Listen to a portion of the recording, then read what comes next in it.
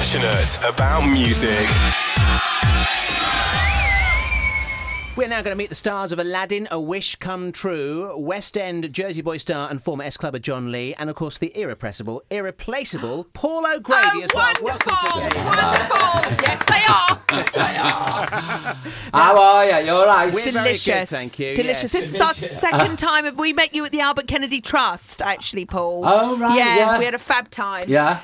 Now tell us, John, how are you going to cope with doing all of those performances with Paul O'Grady? Oh no, it's a hoot. It is absolute hoot. It's brilliant. We have a great time, don't we, Paul? No, we do actually. Yeah, we have a laugh. It's hard work, but it is. It's good. It's good fun. And tell us about this production. Is this an original show that's been specially put together for you? Yeah, you could say that. Yeah, I've had me fine hand in it, put it that way. Because I can't do your trad dame, you know, the hello boys and girls, I can't do any of that. So my Widow Twankey, she's a bit hard. I always seem to be kicking off on people. Get out my laundry. You're obsessed. You're obsessed, yeah, and all that. Well, I love the poster. It's Aladdin, and then you've got you popping out of it, Lily Savage popping out, starring Lily Savage by kind permission of Paul O'Grady. How the hell did you get that? How the hell did you get that? I had to permission? go down and leave money on a step. 2 big bags of money and knock on the door and run away. And then I like Nina Simone when they used to have to leave money for Nina Simone on a beach and things. What? Yeah, Nina, they used to have to leave it in cash, didn't they, on a beach, and then she'd appear and drag this money off. No! Yeah, I went to see Nina Simone at Ronnie Scott's and she came on an hour late. She'd give us all a filthy look and she said, I ain't playing for you, and banged out. And it was the best 25 quid I've ever spent.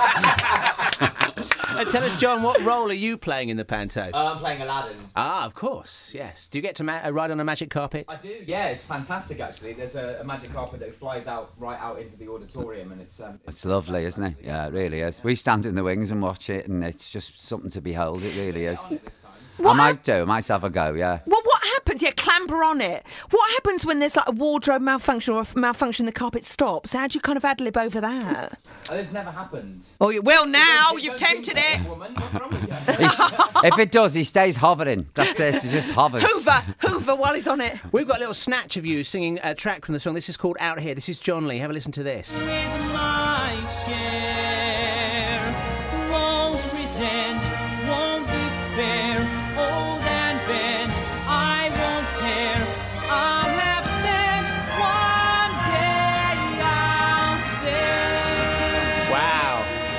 That's fantastic. It's a pair of lungs you got there, John. That's why they got you in then, presumably, John. Well, I hope so, yeah. Keep employing me, I'm going to keep singing. Can I just say, you're very off mic at the moment. Is your mic... I am right in front of it. I think they're having a bit of... You're on that carpet. Yeah. You've got off on the carpet. I'm hanging on to the tassels trying to get him down. Can't help it. He takes off every 5 minutes. So, it's quite a short run, this, isn't it? It's 4 weeks. That's long enough. Thank you very much. What do you want to do? Kill us? Who's going to be looking after all your animals while you're away, Paul? Well, I've got good friends who I blackmail and bribe and show photos of when we were in Spain 10 years ago and say, if you don't want this in the next book, I suggest you look after my pigs. But I've always got somebody who works for me full time and he's smashing, so it means I can do stuff like this, you know, and I know all the animals are all in good hands. Yeah. Talking of books, Neil has not stopped going on and on, haven't you? You have not been able to put down Still Still Standing. Standing. Still Standing is absolutely fantastic. It's World AIDS Day today, of course, and I did want to say that you made an amazing, fabulous comment about the fact that the drag queens were the unsung heroes, because your book's set in the early days of the AIDS epidemic. That's right. And how they were there making people laugh, putting a smile on people's faces, but also speaking out against homophobia in the tabloids and for all the MPs that were making nasty remarks as well. It was terrible at the time, you know, really was. Homophobia was rife. It became open season, really, you know, to have a pop if you wanted. So it was tough, you know, and I was a bit like the shop steward. I was always up ranting and raving in pubs and, you know, sticking up for people. It was just a really bad time, you know, it was a really grim time because we didn't know what was happening. That was the other thing. So we were all in the dark. You know, and you're seeing close friends dying. So you go to a funeral in the morning, you come back and then another friend had died and it was non-stop and you were hospital visiting and sort of arranging stuff with social workers. And the Salvation Army, God bless them, they were incredible at that time, because they were really non-judgmental. They came on the wards, they dealt with everything. They were just amazing, absolutely amazing. And it was the drag queens. We raised all the money, you know. I was doing 4 charities a week. We all were, you know, to raise funds just for things like a radio, you know, in the hospital, or sort of a sheepskin for them to lie on so they didn't get bed sores and stuff like that. And we were doing shows on the wards as well. I used to go around with a trolley with red wine in one bottle. You know the wee bottles? I'd have red wine in one and white wine, and the other dressed as a nurse with a fag on. Happy days, eh? Oh. And now you've come full circle and brought Lily back. I mean, there'll be people coming to see this pantomime that will have no idea about that history that's gone on there. No, not a clue. No, not a clue. You get all the old ones to come out the woodwork, and they'll all be crawling in. All right, Lil.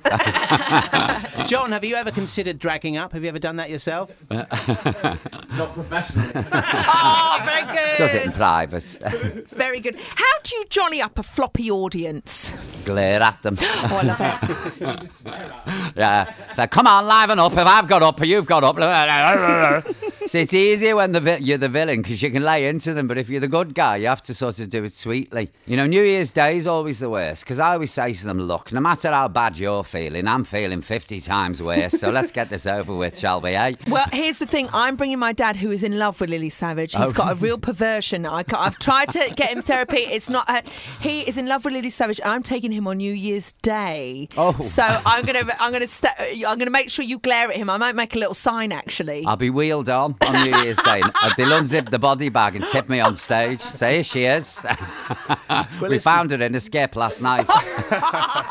Well, look, good luck with the whole run. I can't wait to come and see it myself. It's a lovely production, I have to say. It really is. It looks beautiful, and the costumes are great. You know, they haven't skimped at all there. Yeah. They've really gone to town on it. The Theatre at the O2, 7th of December through till the 5th of January. Aladdin, A Wish Come True. Thanks for talking to us today. It's really great to catch up with you. And thank you too as well. Nice to speak to you again, Neil and Debbie. See you soon. Bye. Bye. Thank you. Passionate about music.